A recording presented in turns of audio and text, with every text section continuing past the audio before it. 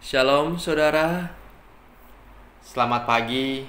Kita bersyukur hari ini diberikan hari yang baru untuk boleh kita nikmati kembali bersama dengan Tuhan. Bertemu kembali dengan saya dalam channel Sate Kristen. Saudara, mari sebelum kita merenungkan firman Tuhan, kita berdoa terlebih dahulu. Bapa yang di sorga, kami bersyukur untuk hari yang baru yang Tuhan sudah sediakan, Tuhan sudah berikan buat kami. Kami bersyukur untuk penjagaan-Mu sepanjang malam, Kau melindungi dan Kau telah memberkati kami. Terima kasih ya Tuhan, sepanjang hari ini kami serahkan hidup kami ke dalam tangan-Mu. Tuhan, pagi ini kami merenungkan firman-Mu, berbicaralah kepada setiap kami. Dalam nama Tuhan Yesus, kami berdoa dan kami mengucap syukur. Amin. Saudara, ayat perenungan kita terambil dari Markus pasal 10 ayat 46.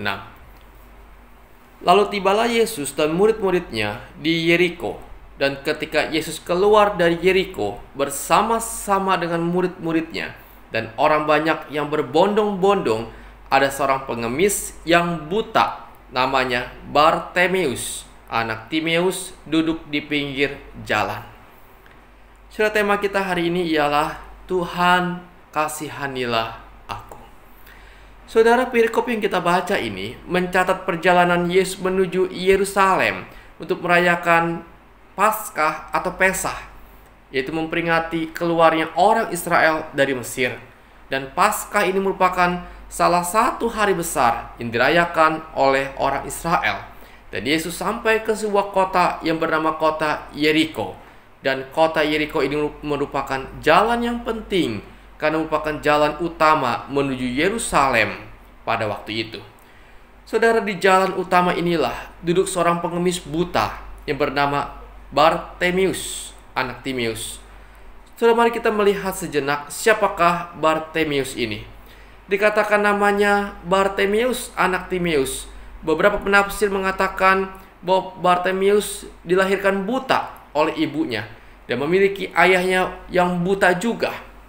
Sebagai seorang yang buta, dia tahu dan sadar bahwa dia adalah orang yang hina dan rendah, sebab ada pemahaman bahwa kecacatan fisik seperti itu adalah kutuk atau karena dosa. Kalau zaman sekarang, orang buta banyak yang sudah memperlengkapi dirinya dengan keterampilan sehingga mereka dapat hidup layak. Berbeda dengan zaman itu, saudara, tidak ada pekerjaan lain yang dapat dilakukan oleh orang yang buta selain mengemis. Hal ini merupakan dan menempatkan Bartemeus pada posisi yang sangat rendah dalam strata sosial. Tidak ada perlindungan atau jaminan sosial bagi para pengemis seperti Bartemeus. Jika tidak ada keluarga atau orang yang mau menanggung hidupnya pun juga, maka ia harus mengemis dan mengharapkan belas kasihan orang. Inilah situasi menyedihkan yang dialami oleh Bartemeus. Saudara, ini artinya Bartemeus adalah orang yang terpinggirkan di dalam masyarakat, tidak dihargai oleh orang lain, orang yang miskin, tidak memiliki apa-apa, cacat secara fisik, tidak memiliki harapan untuk kehidupan yang lebih baik, bahkan mungkin orang yang dikutuk oleh Tuhan, yang ditinggalkan Tuhan. Dalam situasi seperti itulah keberadaan Bartemeus ketika Yesus memasuki kota Yeriko. Di ayat 47 dikatakan, ketika didengarnya bahwa Yesus orang Nazaret itu datang, mulailah ia berseru, "Yesus, anak Daud, kasihanilah aku." Ia berseru dengan suara nyaring dan memohon belas kasihan Tuhan Yesus dengan berkata, "Yesus, anak Daud, kasihanilah aku." Ia berteriak dengan segenap hatinya kepada Yesus, karena ia tahu bahwa Yesus ini adalah pribadi yang berkuasa dan sanggup mengubah keadaannya, sanggup menyembuhkan kebutaan yang telah ia alami selama puluhan tahun. Namun Bartemeus hanya pengemis buta yang bagi masyarakat pada masa itu dianggap terlalu rendah sehingga ia pantas untuk berteriak-teriak memanggil nama Yesus. Mereka pun kemudian memarahinya dan menegur supaya diam. Saudara, ketika saya memikirkan bagian ini, kenapa orang-orang yang ada di dekat Yesus menegurnya untuk diam? Bukankah Bartimius juga objek dikasih Allah? Mungkin yang pertama, karena mereka sedang tergesa-gesa pergi ke Yerusalem untuk merayakan Paskah dan tidak ingin Yesus berhenti dan menghabiskan waktunya di tempat itu, apalagi untuk seorang pengemis buta. Yang kedua, mungkin Yesus sedang mengajar sambil berjalan dan tidak ingin pengemis buta ini menyela pengajarannya. Saudara, kasihan betul Bartimius. Tetapi untunglah ia bukan tipe orang yang putus asa. Ketika dimarahi, dia bukan berhenti. Bahkan sebaliknya, ia tambah mengencangkan suaranya. Ia berseru, "Yesus, kasihanilah aku. Anak Daud, kasihanilah aku." Saudara, apa hasilnya? Ayat 49 dikatakan, lalu Yesus berhenti dan berkata, "Panggillah dia." Saudara, ternyata teriakan dan permohonan dari Bartimius yang buta itu tidak sia-sia. Sekalipun ia adalah orang yang miskin, orang yang buta, orang yang ditolak oleh masyarakat, namun Tuhan peduli dan mengasihaninya. Imannya kepada Yesus tidak pernah sia-sia. Di tengah keramaian banyak orang, telinga Yesus peka terhadap orang yang memanggil namanya dengan kerendahan hati. Sehingga Tuhan berkata, "Apa yang kau kehendaki supaya aku perbuat kepadamu?" Bartimius berkata, "Rabuni," supaya aku dapat melihat. Bartimius meminta apa yang dia butuhkan, bukan apa yang dia inginkan. Dia meminta supaya dia bisa melihat akan dunia ini.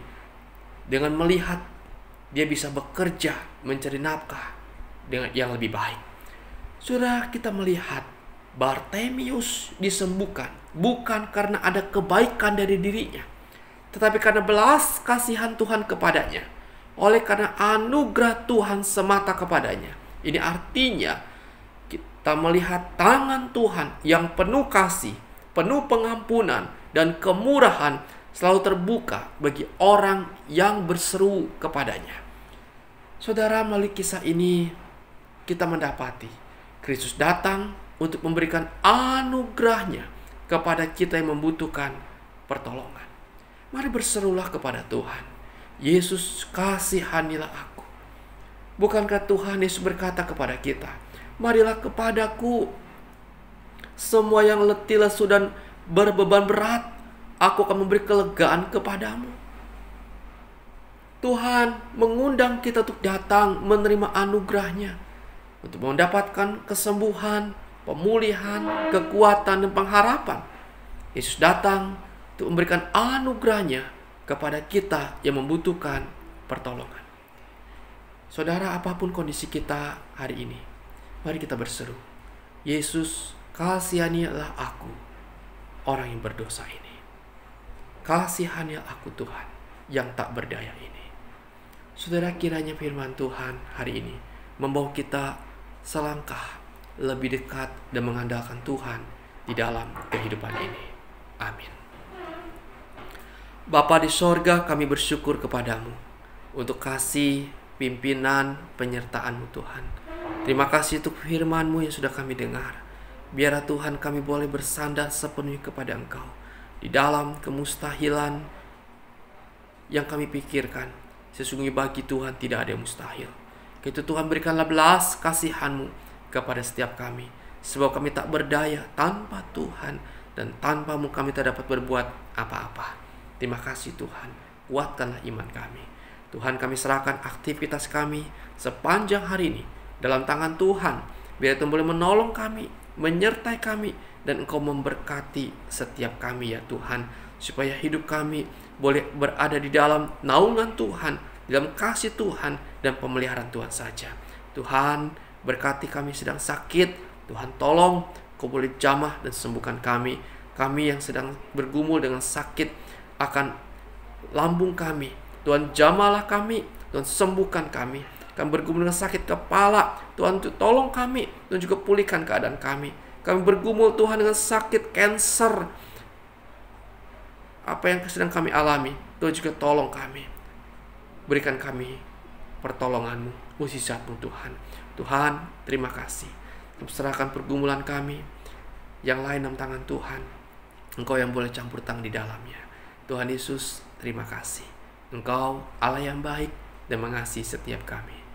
Inilah permohonan kami Tuhan. Di dalam nama Tuhan Yesus yang berdoa dan kami mengucap syukur. Amin. Selamat pagi saudara, selamat beraktivitas, dan Tuhan Yesus memberkati saudara sekalian.